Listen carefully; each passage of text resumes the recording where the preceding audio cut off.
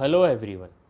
आज हम बात करेंगे डेटा मॉडल्स के बारे में कि डेटा मॉडल्स क्या होते हैं।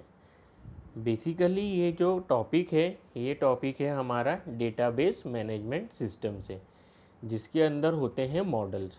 अब इन डेटाबेस मॉडल्स का काम ये होता है कि हम लोग जब भी डेटाबेस के अंदर डेटा को स्टोर करते हैं तो उसका जो स्ट्रक्चर होता है वो स्ट्रक्चर किस फॉर्मेट में होगा, और उसके अंदर उस स्ट्रक्चर के अंदर हम लोग जब भी कोई डेटा स्टोर करेंगे तो वो स्टोर करने के बाद एक अरेंज्ड मैनर में, एक ऑर्गेनाइज्ड मैनर के अंदर हमें दिखना चाहिए, ताकि हम लोग जब चाहे उसे ईजिली तरीके से रिट्राइव कर सके।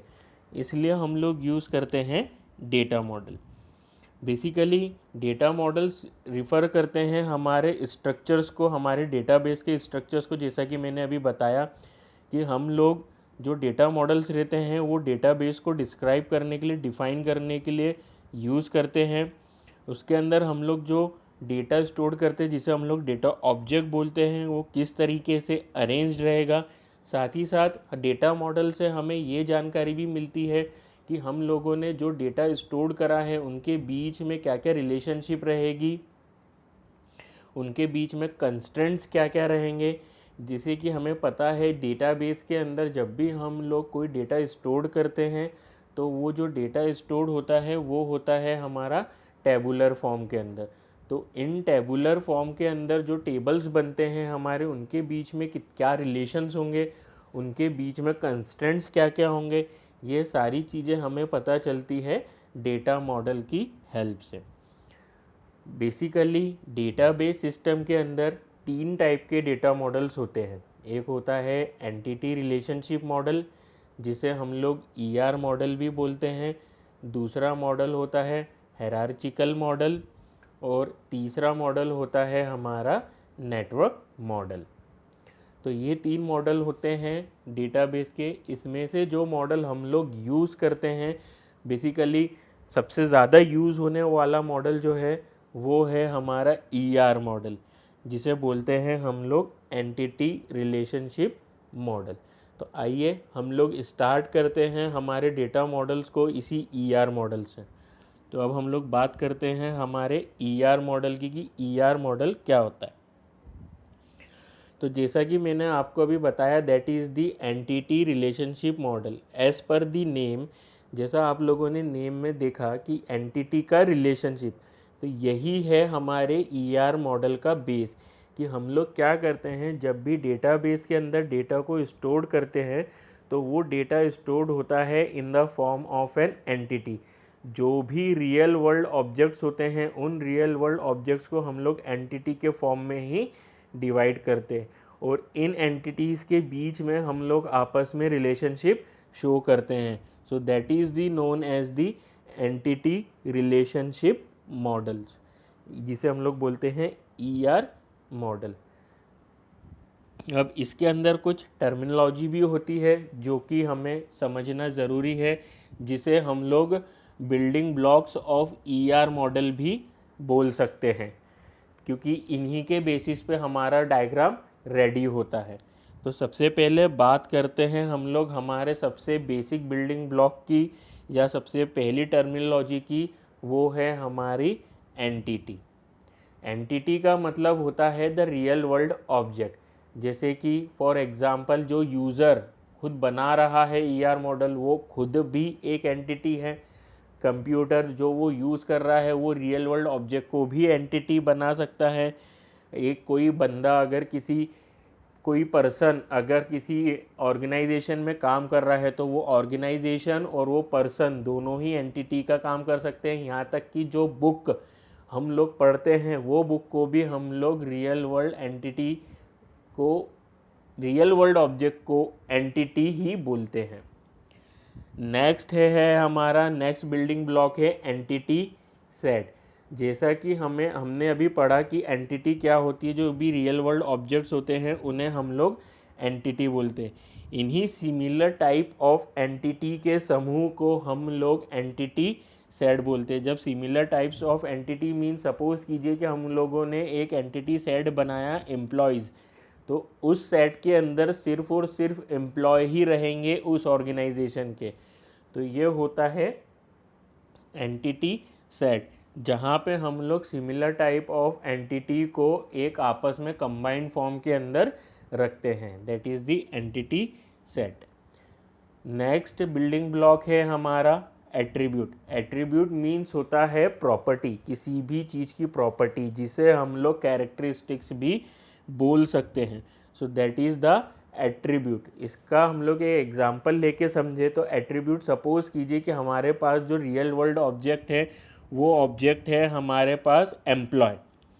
अब हम लोगों ने उस एम्प्लॉय एंटिटी के क्या बताना है, एट्रीब्यूट्स। तो उस एम्प्लॉय का नेम होगा, उस एम्प्लॉय का एड्रेस होगा, उस एम्प्लॉय का फ़ोन नंबर होगा। तो ये जो प्रॉपर्टी है, ये जो कैरेक्टरिस्टिक्स है, दैट इज़ ये होती है हमारी एट्रीब्यूट्स उस एंटिटी से रिलेटेड। मीन्स उस एंटिटी की प्रॉपर्टी या उस एंटिटी की कैरेक्टरिस्टिक जो कि उस एंटिटी को डिफाइन कर सके, वो सारी चीज़ें कहलाती है हमारी एट्रीब्यूट्स। उसके बाद नेक्स्ट बिल्डिंग ब्लॉक है हमारा रिलेशनशिप। रिलेशनशिप हमें ये बताता है कि जब कोई दो एंटिटी है तो उन दो एंटिटी के बीच में रिलेशनशिप क्या होगा। सपोज़ कीजिए कि हमारे पास एक वेंडर है और एक कंपनी है। तो वेंडर जो हुआ वो हमारी एक एंटिटी हुई, और जो कंपनी हुई वो हमारी दूसरी एंटिटी हुई। अब इन दोनों के बीच में सप्लायर नाम का रिलेशनशिप हो सकता है, जिसके बेसिस पे हम इन दोनों एंटिटी को आपस में रिलेट कर सकते हैं। So this is the relationship. वैसे ही रिलेशनशिप का एक सेट होता है, जैसे कि हम लोगों ने अभी जो एग्जाम्पल में रिलेशन बताया वेंडर और कंपनी के बीच में सप्लायर्स का, इस टाइप की एंटिटी के समूह को हम लोग बोलते हैं, या इस टाइप के रिलेशनशिप जो कि हम लोग हर बार शो करने वाले हैं between vendor and the company, तो इस टाइप के रिलेशनशिप को हम लोग बोलते हैं रिलेशनशिप सेट। उसके बाद जो नेक्स्ट बिल्डिंग ब्लॉक है वो बिल्डिंग ब्लॉक है हमारे पास ईआर डायग्राम। ईआर मॉडल को हम लोग ग्राफिकल तरीके से एक पेज पे, पेपर पे या कंप्यूटर पे इजीली तरीके से ड्रॉ कर सकते हैं, ताकि हम लोग उस डेटाबेस का एक लॉजिकल व्यू हमारे आँखों के सामने देख सके कि हमारा जो डेटा स्टोर्ड होने वाला है डेटाबेस में वो दिखेगा कैसा, और हम लोगों को एक आइडिया हो जाता है कि हम लोगों ने जो डेटा स्टोर करा है उसके बीच में हम लोगों ने कौन कौन सी रिलेशनशिप यूज़ कराई है, ताकि जब हम उस डेटा को रिट्राइव कर सके तो हमें ईजिली तरीके से पता हो कि कौन सा टेबल किस टेबल से कौन सी रिलेशनशिप के साथ स्टोर्ड है। जैसा कि हम लोगों ने अभी एक एग्जांपल लिया, तो that is the example ER diagram between the company and the vendor. अगर हमें कोई बोलेगा कि इनका डेटाबेस अगर हमें काम करना है तो इस डेटाबेस को बनाने के लिए सबसे पहले तो हम उस कंपनी का एक डायग्राम बनाएंगे, जिसे बोला जाएगा ईआर डायग्राम, जिसके बेसिस पे हम लोग ये डिसाइड करेंगे कि हमारे फिजिकली डेटाबेस के अंदर कौन कौन से टेबल के बीच में क्या क्या रिलेशनशिप्स होगी। तो जितने भी हमने टर्मिनोलॉजी और या हम लोग बोल सकते हैं basic building blocks of ER diagram पढ़े हैं, जैसे कि entity, entity set, attribute, relationship, relationship set, तो इन सब चीज़ों को हम लोग जो है डायग्रामेटिकली शो कर सकते हैं। हर बिल्डिंग ब्लॉक को एक अलग तरीके से रिप्रेजेंट किया जाता है। ये उसकी यूनिकनेस है कि एंटिटी इस तरीके से ही रिप्रेजेंट करी जाएगी या रिलेशनशिप इस तरीके से ही प्रेजेंट करी जाएगी। जैसा कि आप स्क्रीन पे देख सकते हैं, ये हैं हमारे basic building blocks of ER diagram. जैसे मैंने आपको अभी बताया कि हम लोग हर बिल्डिंग ब्लॉक्स को एक अलग सिंबल से रिप्रेजेंट करते हैं। जैसे एंटिटी या एंटिटी सेट को हम लोग रिप्रेजेंट करते हैं रेक्टेंगल बॉक्स से। एट्रीब्यूट मीन्स दी प्रॉपर्टीज, उस प्रॉपर्टी को हम लोग रिप्रेजेंट करते हैं एलिप्स से। रिलेशनशिप शो होती है डायमंड से, कि अगर दो एंटिटी है तो उन दोनों एंटिटी के बीच में जो रिलेशनशिप होगा वो रिलेशनशिप शो होगी with the help of a symbol diamond. एक होता है derived attribute. Derived attribute means जो वो एट्रीब्यूट जो कि किसी और एट्रीब्यूट से डिराइव्ड कर जिसे लेके बना हुआ है, that is known as the derived attribute. उन डिराइव्ड एट्रीब्यूट्स को हम लोग रिप्रेजेंट करते हैं डॉटेड एलिप्स से। अब वैसे ही जो एंटिटी होती है, उस एंटिटी के साथ साथ एक वीक एंटिटी भी होती है। दैट वीक एंटिटी को हम लोग रिप्रेजेंट करते हैं डबल रेक्टेंगल से। एट्रीब्यूट्स होते हैं तो एट्रीब्यूट मल्टी वैल्यूड एट्रीब्यूट्स भी होते हैं कि एक से ज़्यादा उसकी वैल्यू होगी, तो उन एट्रीब्यूट्स को हम लोग मल्टी वैल्यूड एट्रीब्यूट्स को हम लोग रिप्रेजेंट करते हैं डबल एलिप्स से। और आइडेंटिफाइंग रिलेशनशिप को हम लोग रिप्रेजेंट करते हैं with the help of double diamond से। अब जो सिंपल लाइन आप लोग सेकंड ब्लॉक में देख रहे हैं वो कहलाती है लिंक। हम लोग पास एंटिटी को रिप्रेजेंट हो गए, हमारे पास रिलेशनशिप रिप्रेजेंट हो गए, हमारे पास उसके एंटिटी के एट्रीब्यूट्स रिप्रेजेंट हो गए। अब इनको आपस में लिंक करा जाता है with the help of a line. ये जो link between attributes and entity set आप देख रहे हैं, दैट इज़ द लाइन। इस लिंक या लाइन के बेसिस पे हम लोग सभी एट्रीब्यूट्स एंटिटीज़ को आपस में एक दूसरे से कनेक्ट कर सकते हैं। और बाकी के जो 4 ऑप्शन आप लोग देख रहे हैं, जैसे optimal one, optimal many, mandatory one, mandatory many, तो ये जो होते हैं ये होते हैं हमारे कंस्ट्रेंट्स। इसका मतलब ये होता है कि हमारी एक एंटिटी दूसरे एंटिटी से किस तरीके से कनेक्टेड है। जैसे ऑप्टिमल वन का मीनिंग ये होता है कि इनमें से एक का रिलेशनशिप तो ज़रूर होगा। जैसे हम लोग अभी आगे इसमें पढ़ने वाले हैं कि कंस्ट्रेंट्स या मैपिंग किसे बोलते हैं, तो ये उन्हीं के टाइम पे है, उसी के टाइप से कि हम लोग उसको इस तरीके से रिप्रेजेंट कर सकते हैं। जैसा कि अब आप स्क्रीन पे देख रहे हैं, ये है हमारा सिंपल ईआर डायग्राम। ये ईआर डायग्राम बनाया गया है बिटवीन दी वेंडर और वेंडर अकाउंट के बीच में। इनके बीच में जो रिलेशनशिप शो हो रही है वो रिलेशनशिप शो हो रही है सप्लायर की। मीन्स हमारे पास 2 एंटिटी हो गई, एक हो गई वेंडर और दूसरा हो गया हमारे पास वेंडर अकाउंट। इन दोनों एंटिटी के बीच में जो रिलेशनशिप है वो रिलेशनशिप है सप्लायर की। और वेंडर के भी कुछ एट्रीब्यूट्स है, जैसे कि नेम, एड्रेस, फ़ोन नंबर, जिसे हमने अलग से एलिप्स के अंदर शो करा हुआ है। हमारे पास एक और एंटिटी है वेंडर अकाउंट। इस वेंडर अकाउंट के भी हमारे पास एट्रीब्यूट्स है, जिसे हमने शो करा है एलिप्स में, जो कि है आईडी और अमाउंट ड्यू। तो ये था सबसे basic simple ER diagram between the vendor and the vendor account. अब इसके बाद हम लोग बात करते हैं कंस्ट्रेंट्स की, या हम लोग बोल सकते हैं मैपिंग की, कि ईआर मॉडल के अंदर जो मैपिंग होती है वो किस तरीके से प्रोवाइड कराई जाती है। तो ये जो मैपिंग्स होती है ये बेसिकली 4 तरीके से होती है। That is the 1 to 1, 1 to many, many to 1 और many to many। तो सबसे पहले बात करते हैं हम लोग 1 to 1। इस एंटिटी 1 to 1 मैपिंग में मीन्स एक एंटिटी जो है वो दूसरी एंटिटी से 1 to 1 एसोसिएट के फॉर्म में वर्क करेगी। मीन्स जैसा कि आप स्क्रीन पे देख सकते हैं, दैट इज़ द 1 to 1। यहाँ ये हो रहा है कि एक फीमेल एक मेल से मैरिड करेगी, क्योंकि हमारे पास 2 एंटिटी है, एक फीमेल दूसरी एंटिटी है मेल, इन दोनों के बीच में रिलेशनशिप क्या है, मैरिड। 1 to 1 मीन्स ये कि जिस भी एंटिटी के सामने 1 लिखा हुआ रहेगा, इसका मतलब ये हो जाएगा कि इस एंटिटी में से एक टाइम पे एक ही एलिमेंट यूज़ किया जाएगा।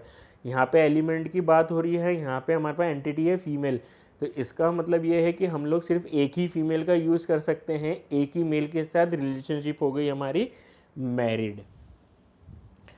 दूसरा हमारे पास मैपिंग कंस्ट्रेंट है, that is the 1 to many।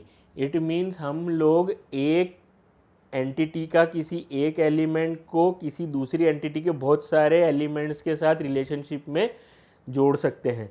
इसका एग्जांपल हमारे सामने ये है कि साइंटिस्ट है। अब साइंटिस्ट एक एंटिटी हो गई और हमारे पास इन्विटेशन दूसरी एंटिटी हो गई। इन दोनों एंटिटी के बीच में जो रिलेशनशिप है वो है 1 to many।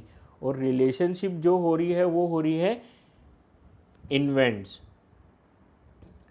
तो इसका मतलब ये होता है कि जो हमारे पास साइंटिस्ट है वो एक साइंटिस्ट बहुत सारी इन्वेंशन कर सकता है।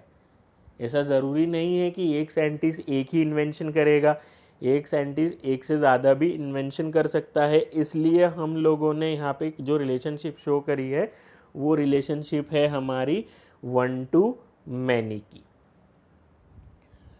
नेक्स्ट जो होती है हमारी वो होती है many to one. Many to one में मीन्स एक एंटिटी जिसके बहुत सारे एलिमेंट्स किसी दूसरी एंटिटी के सिर्फ एक ही एलिमेंट से रिलेशनशिप में होंगे, that is the many to one mapping constraints. इसके अंदर हमारे पास जो स्क्रीन पे डायग्राम है इस पे हम लोग देख सकते हैं कि हमारे पास एक एंटिटी है स्टूडेंट और दूसरी एंटिटी है हमारे पास कोर्स, और इन दोनों के बीच में जो रिलेशनशिप शो हो रहा है वो रिलेशनशिप शो हो रहा है हमारे पास एनरोल का। इट मीन्स ये होता है कि स्टूडेंट के सामने हमने जो कंस्टेंट्स लगाए हैं वो मैनी के लगाए हैं और स्कोर के सामने जो हमने कंस्टेंट्स लगाए हैं वो कंस्टेंट है एक। इट मीन्स ये कि बहुत सारे स्टूडेंट किसी एक कोर्स को सिलेक्ट कर सकते हैं। नेक्स्ट है हमारी many to many. Many to many relationship में मीन्स एक एंटिटी के सेट के बहुत सारे एलिमेंट किसी और एंटिटी की सेट के बहुत सारे एलिमेंट के साथ रिलेशनशिप में हो सकते हैं। जैसे कि आप स्क्रीन पे देख सकते हैं कि हमारे पास दो एंटिटी सेट्स है, दैट इज़ दी एम्प्लॉयज़ और प्रोजेक्ट। और एम्प्लॉयज़ के जो एंटिटी सेट है इसके बहुत सारे एम्प्लॉयज़ बहुत सारे प्रोजेक्ट्स के साथ आपस में रिलेशनशिप में रहते हैं और वो रिलेशनशिप है असाइन। मीन्स बहुत सारे एम्प्लॉयज़ को बहुत सारे प्रोजेक्ट्स असाइन किए जा सकते हैं, ये इसका होता है मीनिंग। अब इसके बाद अब हम लोगों ने ये देख लिया कि हम लोगों ईआर डायग्राम में कौन कौन से बेसिक बिल्डिंग ब्लॉक्स होते हैं। उन बिल्डिंग ब्लॉक्स के बेसिस पे हम लोगों ने ये देखा कि सिंपल डायग्राम ईआर डायग्राम कैसे बनाया जाता है। उसके बाद बात होती है हमारे मैपिंग कंस्टेंट्स की, तो हम लोगों ने मैपिंग कंस्टेंट्स भी देखे कि मैपिंग कंस्टेंट्स होते हैं one to one, one to many, many to one और मैनी टू मैनी, की बहुत सारे एंटिटीज़ के सेट आपस में इन सभी कंस्टेंट्स के बीच में रिलेशनशिप में रह सकते हैं। अब हम लोग बात करते हैं जो हम लोगों ने अभी तक कंस्टेंट्स पढ़े हैं उन कंस्टेंट्स को हम लोग डिनोट कैसे कर सकते हैं। जैसा कि आप स्क्रीन पे देख सकते हैं हमारे पास लेफ़्ट साइड में मैपिंग कंस्टेंट्स है जिसको हम लोग डायग्रामेटिकली इस तरीके से शो करते हैं, और उसी के राइट साइड में हमारे पास एक सैम्पल ईआर डायग्राम बना हुआ है जिसके अंदर हमने रिलेशनशिप शो नहीं करी है। इसका मेन बनाने का टास्क ये था कि हम लोग ये समझ सके कि मैपिंग कंस्टेंट्स को किस तरीके से यूज़ किया जा सकता है। सबसे पहले हम लोगों ने पढ़ा था वन टू वन। तो लाइन वन में आप लोग देख सकते हैं कि अगर सिंपल लाइन कनेक्टेड है तो इसका मतलब ये होता है कि that is there is a relationship between one to one. अब दूसरी लाइन में आप लोग देख सकते हैं कि जो लेफ्ट पोर्शन है वहाँ पे एक लाइन है और यहाँ राइट साइड में जो है वो थ्री फेज लाइन है, तो that is mean the one to many. उसके नीचे है मैनी, फिर उसके है वन और मोर। जैसा कि आप लोग फोर्थ नंबर की लाइन में देख सकते हैं कि लाइन के ट्रिपल फेस और ट्रिपल फेस के जस्ट बाद एक ब्लॉकिंग लाइन है। इसका मतलब ये होता है कि ये जो एंटिटी सेट लेफ्ट साइड में है इसके एक या एक से ज़्यादा एलिमेंट्स जो है वो दूसरे एंटिटी सेट के एलिमेंट से रिलेशनशिप में रह सकते हैं। फिफ्थ नंबर की लाइन में आप देख रहे हैं तो लेफ्ट साइड पे दो ब्लॉक लाइन बनी हुई है, एक सीधी खड़ी हुई। इसका मतलब ये होता है कि जो उसकी लेफ्ट साइड में जो एंटिटी सेट होगा उसमें से सिर्फ और सिर्फ एक ही एलिमेंट किसी और एंटिटी सेट के एलिमेंट के साथ रिलेशनशिप में रहेगा। सेकेंड लास्ट लाइन जो आप देख रहे हैं इस सेकेंड लास्ट लाइन के अंदर ज़ीरो बना हुआ है और फिर एक हॉरिजॉन्टल लाइन है। इसके लेफ्ट साइड में जो भी एंटिटी रहती है इसका मतलब ये रहता है कि उस एंटिटी सेट में से या तो ज़ीरो या तो कोई एक एलिमेंट दूसरी एंटिटी सेट के एलिमेंट से आपस में रिलेशनशिप में रहेगा। और जो लास्ट लाइन है वो डिनोट करती है ज़ीरो और मैनी की। जहाँ पे भी आप लोग ट्रिपल फेस लाइन देख रहे हैं उसका मतलब होता है मैनी, और जहाँ आप लोग ज़ीरो देख रहे हैं उसका मीनिंग होता है ज़ीरो, और जहाँ आप लोग हॉरिजॉन्टल लाइन देख रहे हैं दैट मीन्स दी वन। तो ये होते हैं हमारे मैपिंग कंस्ट्रेंट्स। अब राइट साइड में जो हमारे पास ER डायग्राम बना है हम लोग उसे समझते हैं। हमारे पास एक सेट है कंपनी जो कि रिलेशनशिप में है एम्प्लॉय के साथ, और यहाँ पे जो कंस्टेंट्स डला है वो कंस्टेंट डला है हमारा 1 to 1 और मैनी वाला, कि मीन्स कंपनी का कोई, कंपनीज में से कोई एक एलिमेंट किसी एक या एक से ज़्यादा एम्प्लॉय से रिलेशनशिप में रह सकता है, और उसके ही नीचे रिलेशनशिप है एम्प्लॉय और प्रोजेक्ट्स की, जिसका मीनिंग जो कंस्टेंट्स यहाँ यूज़ किए हैं उसका मीनिंग ये है कि बहुत सारे एक या एक से ज़्यादा एम्प्लॉय ज़ीरो या उससे ज़्यादा प्रोजेक्ट पे काम कर सकते हैं। इसका मतलब ये है कि कोई एम्प्लॉय के पास कोई भी प्रोजेक्ट नहीं होगा और कुछ एम्प्लॉय के पास नंबर ऑफ प्रोजेक्ट्स होंगे जिसकी काउंटिंग 1 से ज़्यादा होगी। तो ये होता है हमारा ER डायग्राम। अब इसके बाद जो हमारे पास सेकंड मॉडल आता है that model is known as the hierarchical model. Hierarchical model के अंदर हम लोग जब भी डेटा को स्टोर करते हैं तो डेटा स्टोर्ड होता है हमारा in a form of a tree like structure के अंदर। इसके अंदर जो रिलेशनशिप्स होती हैं वो रिलेशनशिप सिर्फ और सिर्फ पेरेंट और चाइल्ड की ही रिलेशनशिप होती है, और यही एक तरीका था हायरार्चिकल मॉडल का, जिसके बेसिस पे हम आपस में एंटिटीज़ को एक दूसरे से रिलेट कर सकते थे।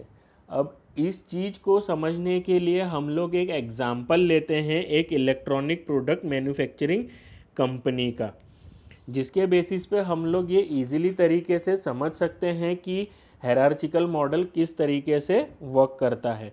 बट इसके एग्जाम्पल को मैं अभी समझा रहा हूँ उसके पहले कुछ आपको एक चीज़ बता दूँ कि ये जो हायरार्चिकल मॉडल होता है ये सबसे इजी और सबसे एफिशिएंट काम करने वाला मॉडल होता है।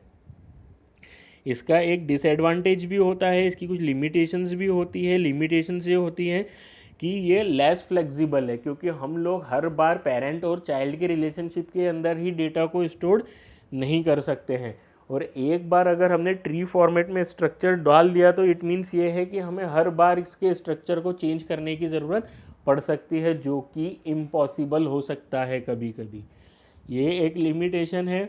और दूसरा लिमिटेशन ये है कि क्वेरी ऑप्टिमाइजेशन के टाइम पे हम लोग इसका यूज़ ज़्यादा नहीं करते हैं। क्यों? क्योंकि क्वेरी ऑप्टिमाइजेशन का मीनिंग ही यही होता है ऑप्टिमल पाथ फाइंड करना। अगर वो नहीं कर पा रहा है और हायरार्चिकल मॉडल के अंदर तो ये और भी डिफ़िकल्ट होता है।